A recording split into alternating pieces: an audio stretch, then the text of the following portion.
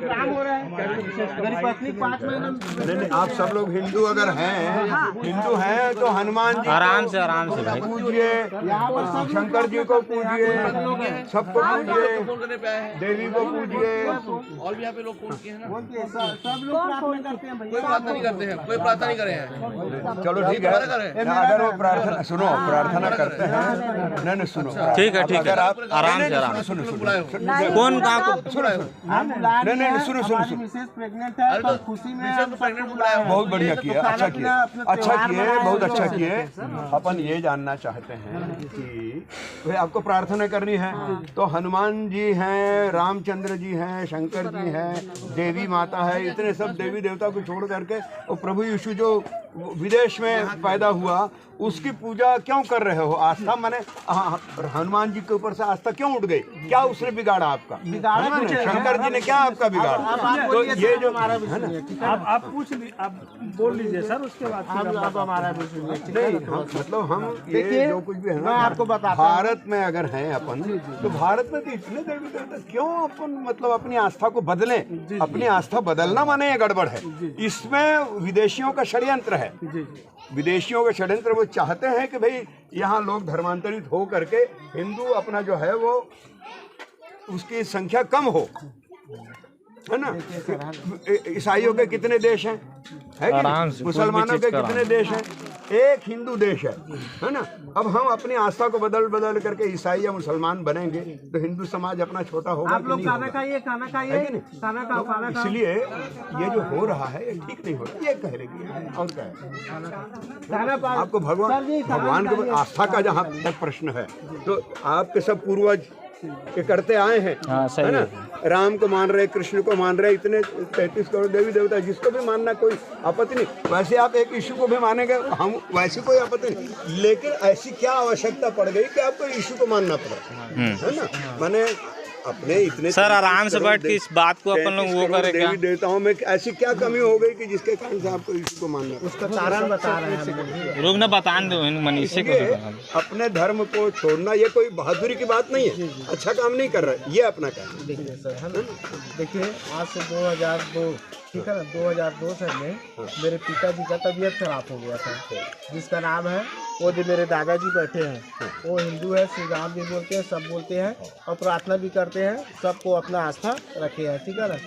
ठीक आज से 2002 ये पूरा मोहल्ला जानता है। मेरे पिताजी खटिया में थे, उनका ब्लड कम हो गया था, वो यहाँ से वहाँ नहीं जाते। अपोलो हॉस्पिटल का मेरे पास कागजात है, सिम्स हॉस्पिटल में है, अपोलो में ट्रीटमेंट कराए, सब जगह ट्रीटमेंट कराए, है ना। हम लोग एक काली मंदिर भी बना है, उसमें घंटी दान की है, जस्ट नीचे में काली मंदिर है। हम लोग बहुत पुराने बासिंदा है यहाँ के।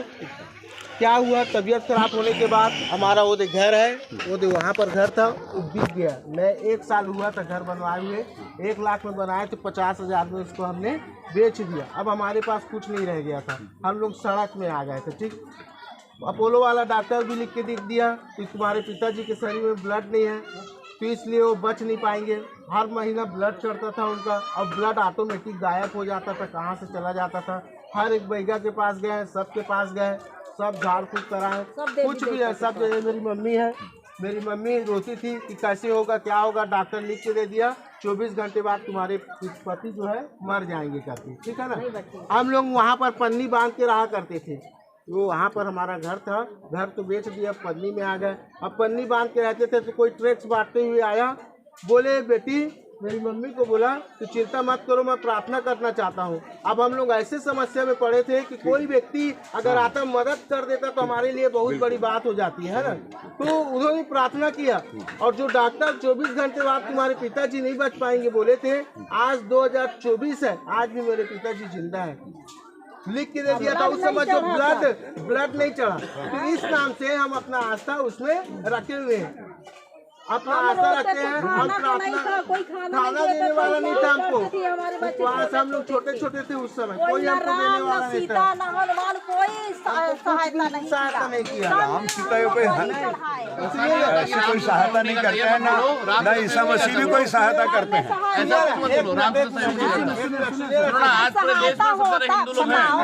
भैया वो ठीक है, सुनिए 1 मिनट, आप शांत रहना।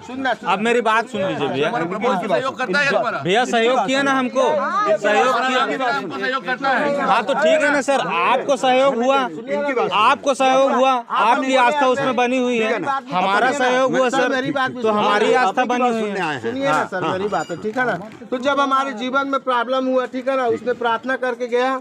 हम लोग क्या है, सुअर के लिए खाना लेके आते थे, बसोर जाति से है, सुअर को खाना देते थे। सुअर पकड़ने वाले लोग हैं, हमारा कोई कुछ भी नहीं था, है ना। और हम लोग पढ़ने लिखने में भी सरकारी स्कूल में पढ़ाई की, इतना ज्यादा एजुकेशन भी नहीं हुआ हमारा, है ना।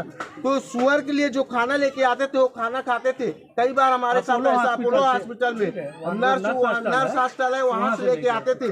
ऐसा स्थिति हमने देखा, कोई खाने के लिए नहीं देता था। फिर उसके बाद हम लोग प्रार्थना किए। प्रार्थना करने से मेरे पिताजी के शरीर में ब्लड बनना चालू हुआ, और फिर उसके बाद हम लोग लगातार प्रार्थना करना, हमारा विश्वास जागा। और जब हम विश्वास करना आरंभ किए तो हमारे जीवन में अच्छा कार्य होने लगा। हम लोग पढ़ाई में अपना ज़्यादा फोकस किए। शराब दुकान देखे जो रेड चिल्ली बना, तो वहाँ पर पहले मंजीत जी का वो था, शराब दुकान था। उसके बगल में हम लोग का पान का दुकान था। प्लेट धोने का काम कर रहे थे हम लोग, प्लेट भी धोए हैं हम लोग, ऐसा नहीं है। हमको गाली देता था भाई, प्लेट धोने जाता था तो उसको एक दरुआ मारा था, पूरा आँख सूज गया था। तो हम लोग निर्णय लिया, प्रार्थना करेंगे। अब चाहे हमारे लिए खाना रहे चाहे ना रहे, हम प्रार्थना करेंगे और प्रभु के साथ बने रहेंगे। ना शराब दुकान जाएंगे, ना प्लेट धोएंगे, अपना पढ़ाई करेंगे। आज प्रभु की दया से हम लोग पढ़ाई किए, सब कुछ किए। मेरा बड़ा भैया रेलवे में सर्विस करता है ना। पढ़ाई में हम लोग अच्छे हो गए।